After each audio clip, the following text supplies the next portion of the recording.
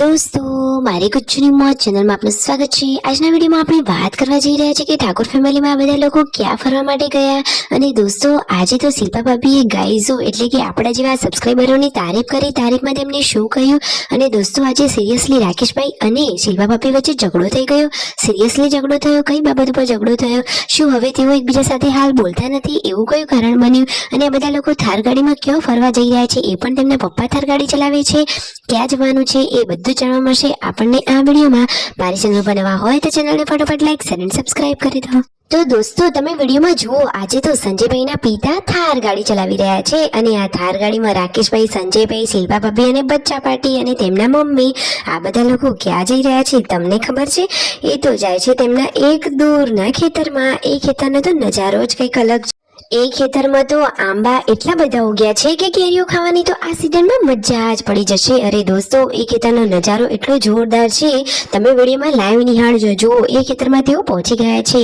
આ બાજુના ખેતરમાં એરંડા વાવેલા છે અને દોસ્તો શિલ્પા ભાભી કહે છે કે એમને લગ્નના 5 થી 6 વર્ષ થયા તો એ તો પહેલી વાર આ ખેતરમાં આવ્યા। જુઓ આંબા ઉપર તો કેટલો બધો મોર આવે છે, કેરીઓ તો લૂમખે ને લૂમખે વળગી છે। તો દોસ્તો આ સીઝનમાં તો તેમને કેરીઓ ખાવાની મજા જ પડી જશે। ફાઇનલી ખેતર નજારો જોઈ બધા લોકો ઘરે આવ્યા તો જુઓ સંજયભાઈને તો શરદી જેવું થઈ ગયું છે અને પૂનમ ભાભી આ શું કરી રહ્યા છે? તો તે તો શાકભાજીની તૈયારી કરી રહ્યા છે। પૂનમ ભાભી એ ખેતરમાં ગયેલા છે કે નહીં? તો હા દોસ્તો એકવાર તેઓ એ ખેતરમાં ગયા હતા। જમવાનું રેડી થઈ ગયું છે, બધા જ લોકો સાથે જમવા માટે બેસી ગયા છે। જમવામાં છે સરસ મજાની કઢી અને બાજરીના રોટલા। મિતાંશ તો વિયો જોડે ખજૂરલું સરસ રમી રહ્યો છે અને જુઓ હવે આ રાતના જમણવારમાં શું બની રહ્યું છે? અરે દોસ્તો રાતનો જમણવાર નથી પરંતુ પૂનમ ભાભી બનાવી રહ્યા છે તેમના માટે અડદની દાળ। તેમને તો એ શાક નહોતું ભાવતું એટલે કે કઢી તેમને ઓછી ભાવે છે, એટલા માટે તેમને અડદની દાળ બનાવી। ઘરે આવ્યા હતા સબસ્ક્રાઇબરો સાથે સરસ મજાની મુલાકાત અને ફોટો પાડ્યા। અને જુઓ આ સંજયભાઈ શું કરી રહ્યા છે? તો પૂનમ ભાભીને તેઓ રસોઈમાં હેલ્પ કરી રહ્યા છે। તેઓ તો આજે બનાવી રહ્યા છે પનીરનું શાક। તો દોસ્તો શિલ્પા ભાભી જુઓ સિલાઈ મશીન ઉપર કામ કરતા હતા અને એમને તો આજે ગાઈઝોની મસ્ત મજાની વખાણવાળી વાતો કરી। તેઓએ તો આજે ઘણા બધા વખાણ કર્યા। કહે છે કે આપણે પણ ગાઈઝોના વખાણ તો કરવા જ જોઈએ જેથી તેઓ પણ સારી સારી કોમેન્ટો કરે। શિલ્પા ભાભીની આ વાત સાચી છે ને દોસ્તો? તેમના વખાણ તમને પણ ગમ્યા હોય તો તેમના વિડીયો અને ચેનલને સબસ્ક્રાઇબ કરવાનું તો ભૂલતા જ નહીં।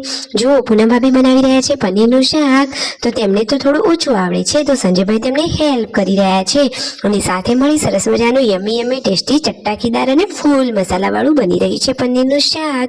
જમવાનું હવે રેડી થવાની તૈયારીમાં જ છે।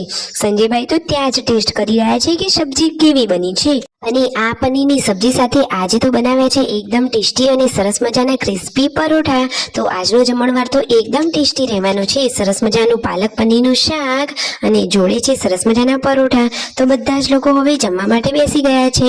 રાકેશભાઈ તો જુઓ બચ્ચા પાર્ટીને લઈને જમવા બેઠા અને એટલા મસ્ત તો લાઈટ જતી રહી। પછી છેલ્લે પૂનમ ભાભી, પાર્વતી ભાભી અને શિલ્પા ભાભી જમવા બેઠા અને ત્યાં દોસ્તો આજે આ શું થઈ ગયું? જુઓ રાકેશભાઈ અને શિલ્પા ભાભી વચ્ચે કોઈ સિરિયસલી ઝઘડો થઈ ગયો?